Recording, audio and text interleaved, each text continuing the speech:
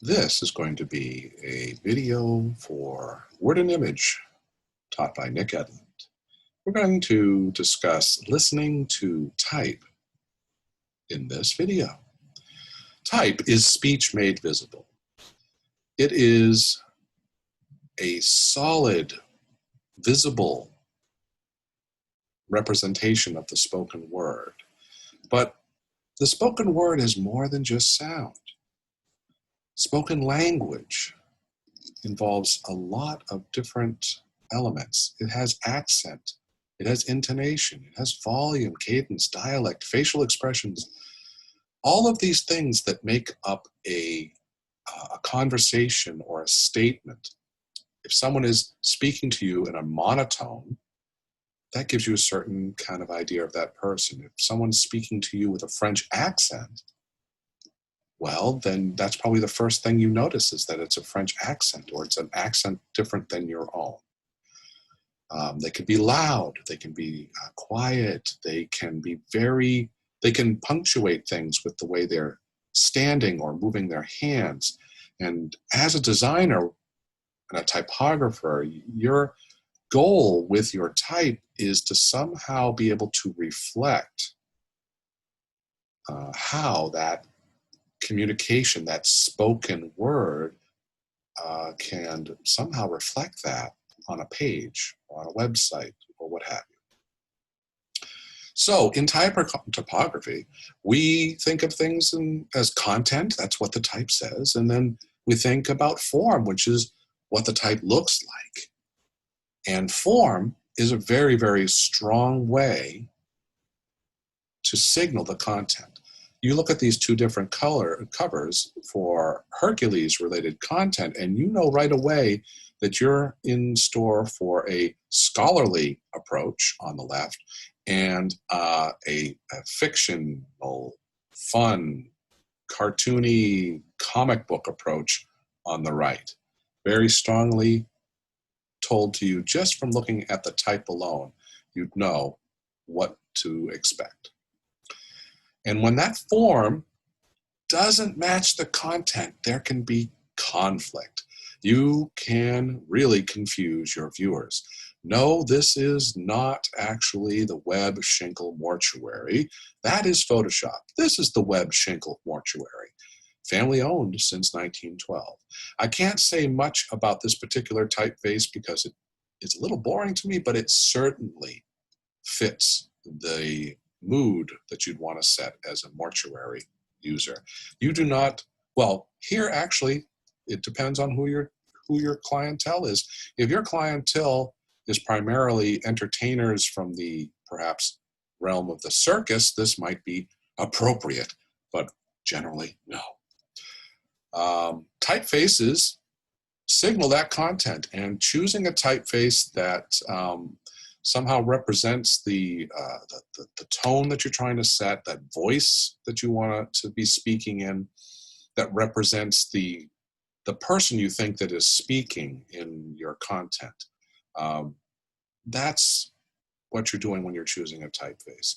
And these terms here can be interchangeable to some degree, and sometimes and often you can sum up a lot of different descriptive words for these types of typefaces that I'm showing here. Unemotional could be corporate, professional. Timeless can be classical. It can be literary. It can do a number of different things. It's just that you have to be sure that your audience is going to read it the way you intend it. So that's why you want to take a moment to understand your typefaces. It's a very good idea when you're choosing a typeface for a project to do some Googling about it, to research it a little bit and see if there's any story behind it that might give you some idea of where it might have come from, like what period it's from, and anything that might connect the dots. Like, for instance, if you were from another planet, perhaps, and you were setting type for a project, and you chose the typeface Potter for your project, you might be very surprised to find people approach you and say, is this Harry Potter related content? And you'll say, what? And you will not realize that this typeface, which his real name is Abel, was just a regular typeface for the longest time until the Harry Potter original book jacket designer said, oh, I like this typeface for this young adult literature novel that I'm designing for. And from that point on, that typeface has really limited uses.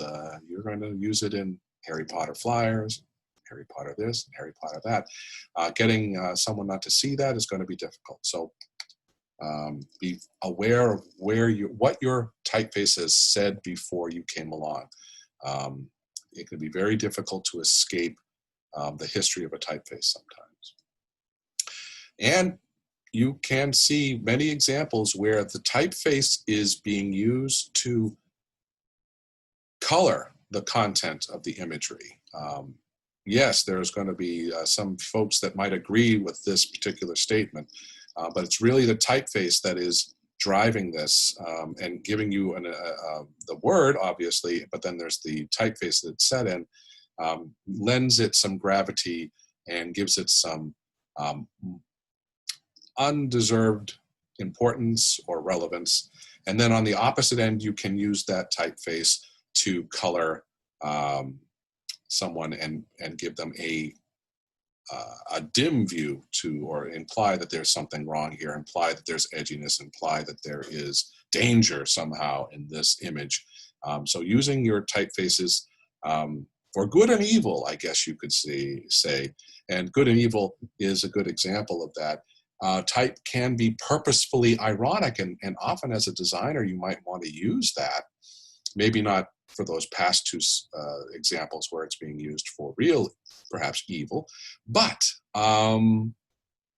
you can use it to surprise your audience. They have expectations. So if you take the word evil and you take the word good and you set it in a typeface that is unexpected, that can stop somebody and make them think. And part of your job is to often get someone to stop and think and to consider what's going on. So playing around with those expectations can create interest. So be aware of that. Put it in your toolbox. After having said all of this, the lion's share of typefaces that are out there are designed to be neutral, to not really comment at all about the content that it's delivering. It is it's purely about legibility and durability when you're printing and getting the content efficiently into the minds of your readers. But even those neutral typefaces, these humdrum, well, that's the wrong word for it, but these unaffected typefaces can be used to be expressive. And Paula Scher, again, we see this example of Paula Scher, is a great example of how a very straightforward sans serif typeface, which is her typical go-to, can suddenly become a party on a page and grab attention, make you look, and that sort of thing. And we can see that in Paul Rand's kids' book, Roar, and in this book I've discovered a couple years ago, the book with no pictures. What fun. The whole book is without any pictures. It is meant for kids, and it's what it's supposed to do is it's supposed to be giving the reader, who is usually the parent, some cues about how to read it in some way, shape, or form. Glug, glug, glug, my face is a bug. I eat ants for breakfast, right off the rug. That's how you can helpfully or hopefully take some type and use it to be expressive and to reflect the content, and in this case do so without having to choose a fancy decorative typeface to do the work for you. That's a little lazy. So even if you do find a really cool typeface that will reflect the tone that you want to set, don't just set it and leave it.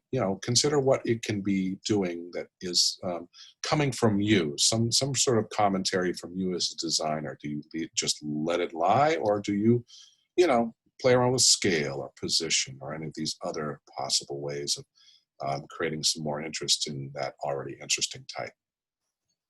And that is the end of the voice of type. And if you have any questions about the content in this video, please contact me, and I hope you have a wonderful day.